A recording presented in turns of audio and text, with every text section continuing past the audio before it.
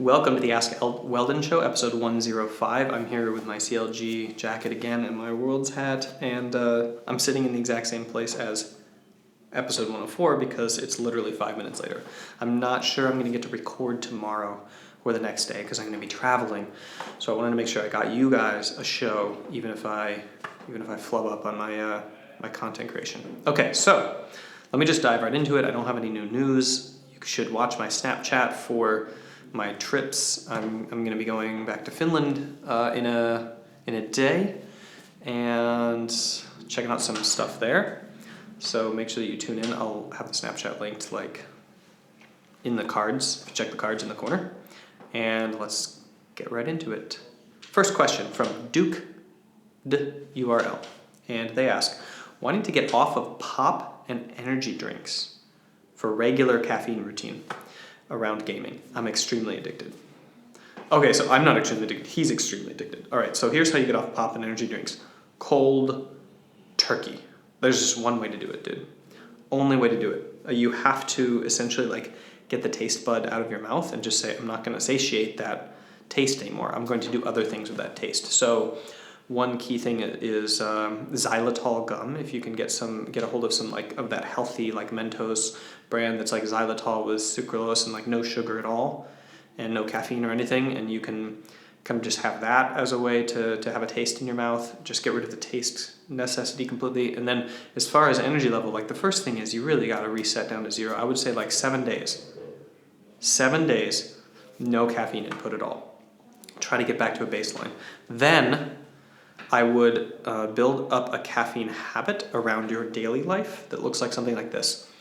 No caffeine within the first 2.5 hours after waking up. 0, 0, 0, 0. Rely on the chemicals that you already have inherent in your body that are burrowing up from the moment that you wake up to about 2 hours. You have this constant rise, this neurochemical cascade, bringing you to full alertness. You do not need caffeine during that point, unless you drink caffeine all the time during that point, in which case you kind of do. So make sure that you're sleeping, and then don't drink any caffeine for the first 2 hours of the day. Okay, then I would say make a law, so no caffeine for the first 2 hours, no caffeine for the last 4 or 5 hours. So you don't want to interrupt your sleep. Caffeine's half-life is around 6 hours, so make sure that between 4 to 5 hours before you sleep. So for me, my cutoff time is around 6 p.m., around dinner. I can have coffee with dinner, and then that's it. At 6 p.m. You can't have an 8 p.m. dinner and then have caffeine. So back it up. The last coffee is at 5 or 6 p.m. Okay, after that, nothing. All right, so now you have this window in the middle. And basically, I would say I drink caffeine at 11 and then 3, essentially. The 2 times when I really want to bear down and focus. So I do my morning stuff. I do my morning routine. I'm pretty productive around 10 or 11. I'm I'm losing productivity. I'm losing focus. Okay, I have a little bit of caffeine. Usually a tea or something. And I would start with tea when you're bringing yourself back up, because tea is 60 to 80 grams of caffeine, so it's much less than coffee, and it's healthy for you. And then I would also learn to drink black coffee with no sweeteners. Just learn what good Arabica, high quality black coffee with no sweeteners and no milk tastes like. Okay? Just try it. Just drink for a week. Now, there's a lot of conversations and anecdotal evidence around how it is that you acquire a taste for a new taste. But in my experience, and this is from me going to Japan and then needing to learn to eat Japanese food, and then going to Finland, needing to learn to eat Finnish food, and going to I needed to learn to eat a lot of new food in my life, really different crazy tastes and textures and stuff like that, or I would have starved. And I was a really picky eater previously. Now I can literally put anything in my mouth and it's fine. I can learn to love it. And the basic rule that I adhered to was after 7 times of eating something, you can start craving it. You can start wanting to taste that. You can start desiring the joy of putting it in your mouth. And I think that those times it's not good to be distracted. So it's not good to be okay, I'm going to watch a movie and eat the thing that I hate. It's more you have to be mindful. You have to experience it anew, fresh, with an alien mind. So what I would do is I would mindfully eat it. I would be okay, here's this thing. Get rid of expectations. Get mindful. Be I wonder what it's going to taste like and feel like, and its texture is not going to kill me. It's not going to hurt me, and I would pay attention to it. And the first time sometimes really hard. For example, if it's squid, just difficult, right? Maybe there's a little gag reflex, whatever. Like, so spit it out. Try again later. It's not going to kill you. So you essentially get like an alien living in your body, eating this thing for the first time and paying attention to all of the textures and everything. And you swallow it. And then you do it again and again and again. And then eventually you have a taste for it. All right, so try that with coffee. Like, get it to the right temperature and then be like, okay, this is a bean. It comes out, off this plant, and then it's ground up, roasted, and then ground up, and then like filtered through water. And this is the water with the kind of the bean molecules, whatever, like ground into it and heated. And it's got all of these really good chemicals for your body. It's got tons of anti-carcinogenic agents, probably some carcinogenic agents too, just like everything in the world, and lots of different things that protect you from Alzheimer's and Parkinson's, and just various like incredibly good chemicals for your body.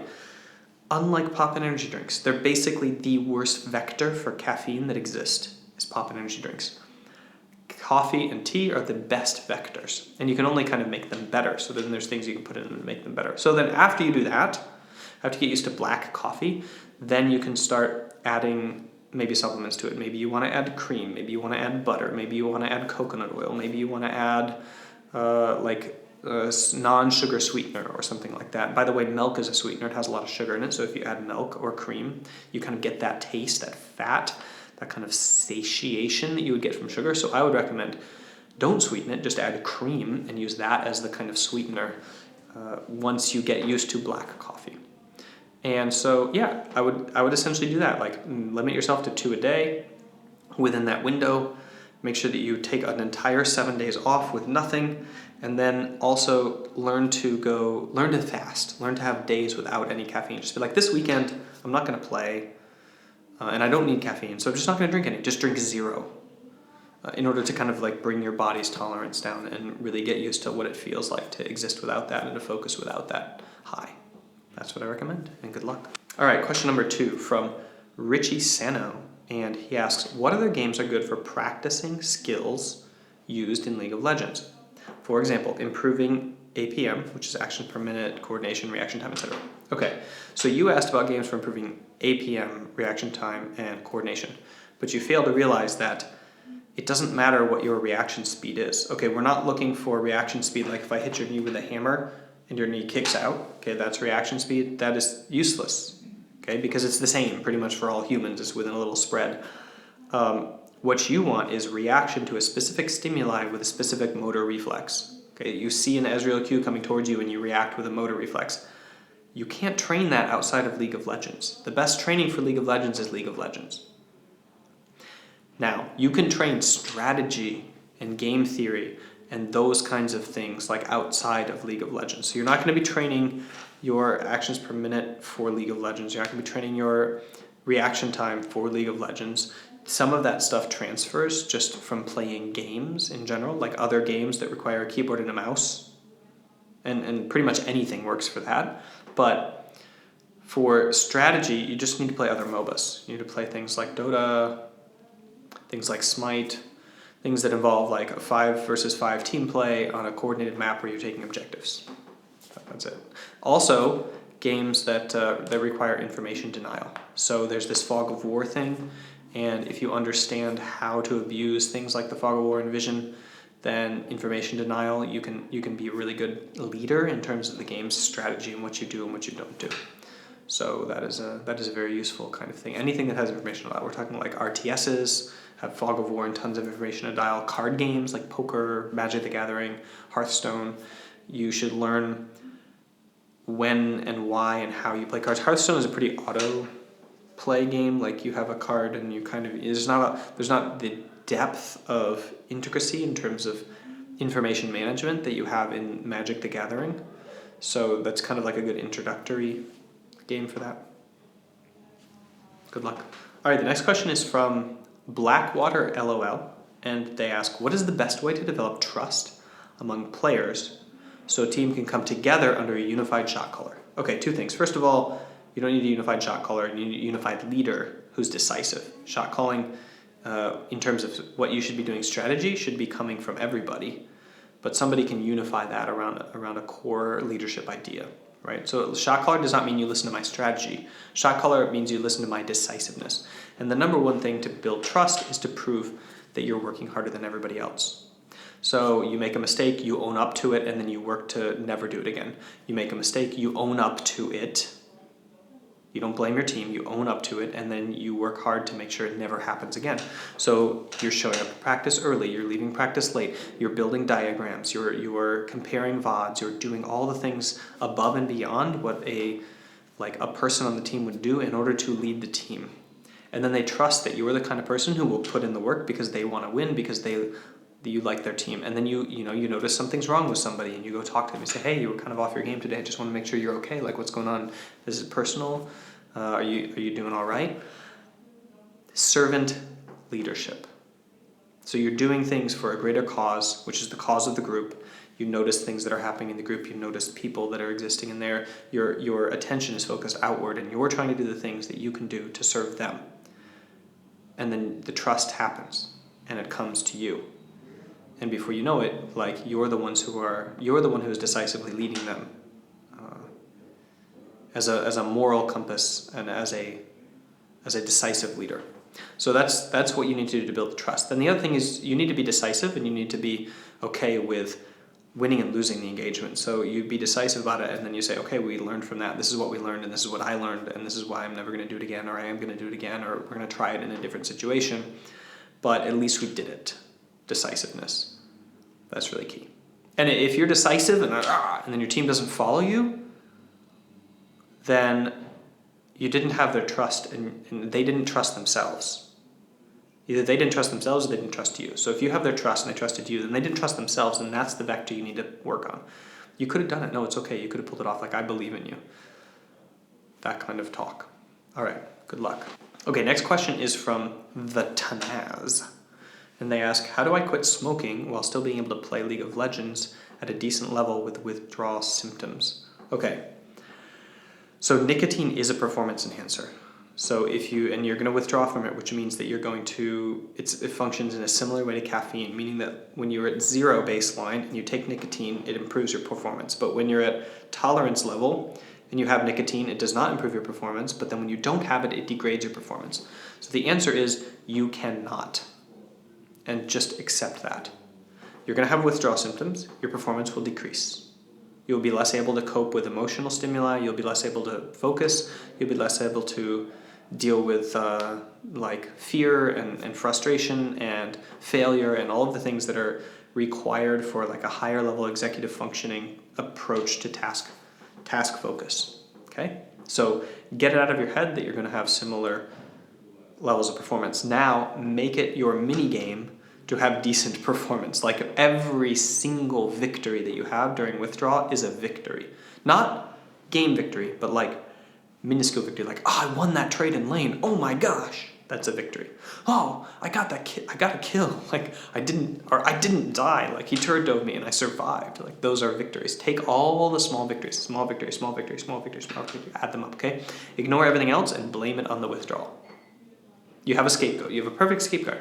Blame it all on the withdrawal and strive for the small victories. Limit your threshold. If you try something and you don't pull it off, back off your expectations. Be okay, I'm going to try at least to just win this trade. Okay, that sucked. Okay, I'm going to try at least to get CS. Okay, he's zoning me. Okay, I'm going to try at least to show up to the team fights. Okay, he killed me when I was coming out of base. All right, I'm going to try at least to get out of base. Okay, so small victories. Build your expectations based on what is possible in the game for you, and you will be happy as you're going through the withdrawal symptoms. And cold turkey is really the only way to go as far as nicotine is concerned, because you have to get the withdrawal down to zero so that you can have baseline performance, and then you can start focusing on top of that. So you really just want to go instant trajectory to the bottom, and the only way to do that is go to zero in your system.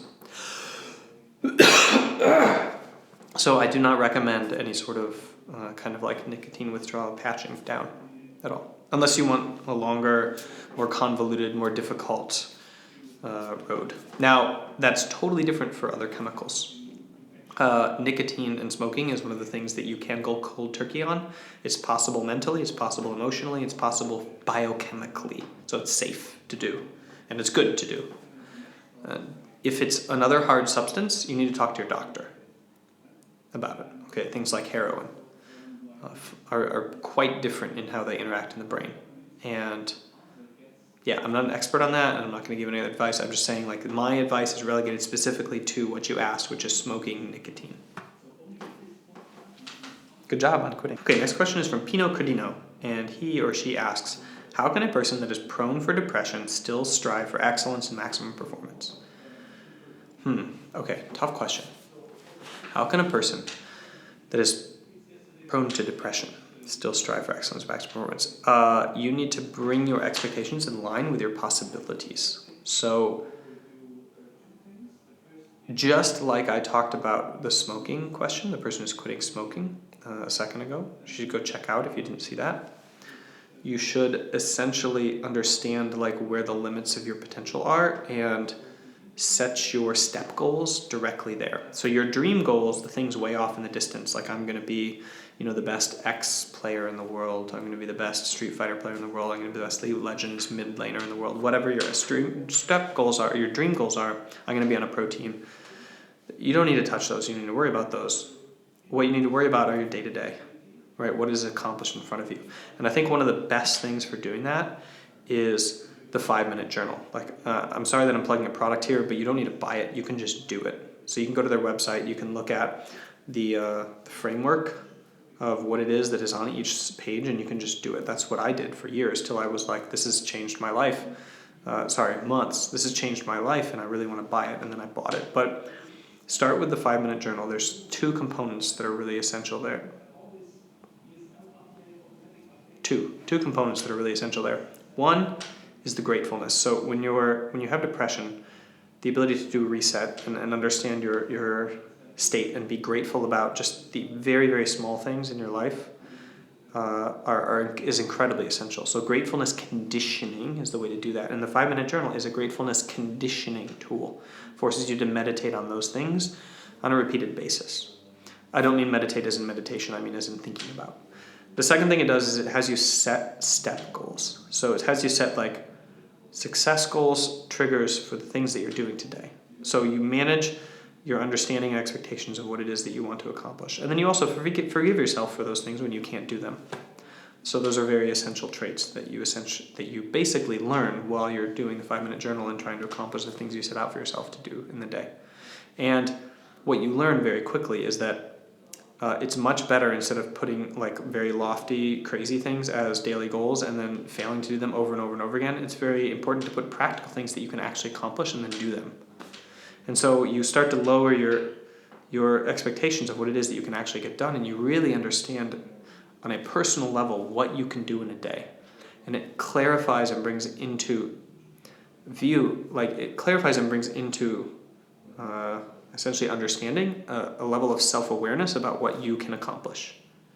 And that's really healthy, because everybody has different things that they can accomplish in a given day, and it's going to extend throughout their whole life. It's going to be at different levels, every year, whatever their family situation is, their mental situation, or whatever. And it's not good or bad. It's never like in terms of a value judgment, black or white. It's just, this is what you can do. This is what you should not lay upon yourself the burden of being able to do. You should not expect yourself to be able to do something you cannot, or you will be always disappointed in life. So the 5-minute journal is very good at helping you understand and expect what you can accomplish. And then you start to supersede that. And that's when it starts feeling really good, because you know that you're growing and that you're stretching.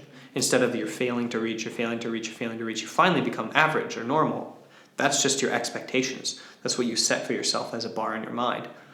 You want to set the bar at exactly what you are. And then you're like, I did it. Oh, I went above what I was yesterday as a person. That's amazing, that kind of feeling. So check out the link down below.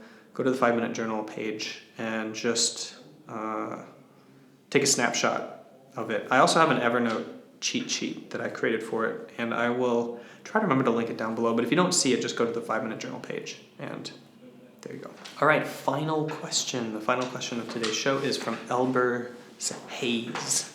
And they ask, knowing how bad it is to play not to lose, how do I play to win in a losing lane matchup? Win conditions, small goals, small victories. So understand, first of all, where your advantage lies. So did you pick a losing lane matchup in order to get a better team fight? Or do you just have an inferior champion all around? Okay, so if you have an inferior lane matchup for a better team fight or a better assassination or a better engage or a better something, then you need to all in on that potential. And even if you're losing the lane, you go do it, no matter what. So you always show up to whatever the specialty of your champion is. That supersedes the champion that you were playing against, that you picked into.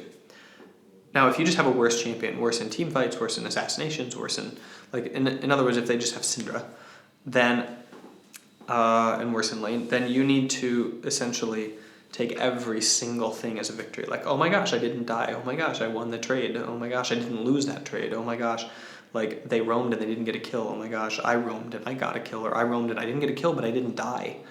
Every single thing in the game becomes uphill, and you should take excitement for striving to climb up the hill, all right? Understand that if somebody has a strong champion, they're sitting on top of the hill as the king, it's much harder to sit there on top of the hill and fend everybody off than it is to be the person super motivated to like crawl up the hill and punch the person off.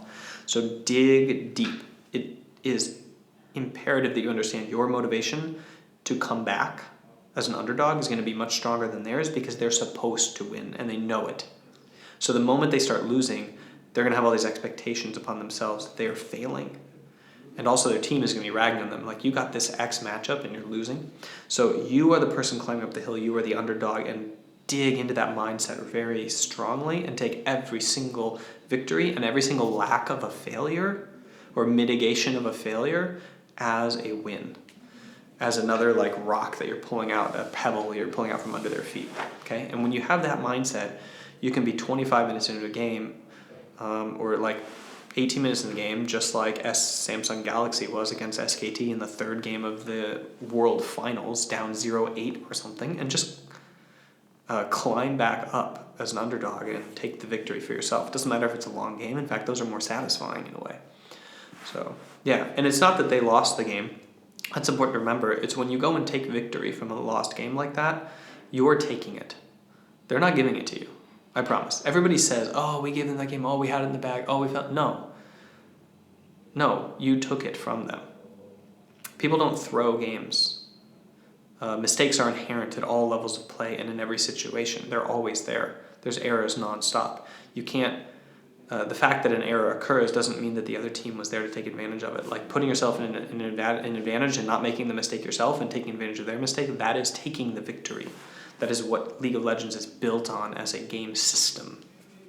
So understand that, like, they're not throwing, you're playing better and better, and they're playing worse and worse, and then they're giving you your victory conditions in the way that they play, which is that every single human in League of Legends is flawed and cannot play perfectly, and there will be inherent errors in their play, and you need to be in a position to push through them. Best of luck. All right, that's all for today's show. Make sure that you check out my Snapchat and Instagram. I have been really bad on the stories recently because I'm trying to decide if I should shoot with my vlog, like with this camera right here, or if I should shoot with my phone. And my phone's been dying, but I'm getting a new phone next week and it's going to be amazing. My Snapchat story is going to blow you away.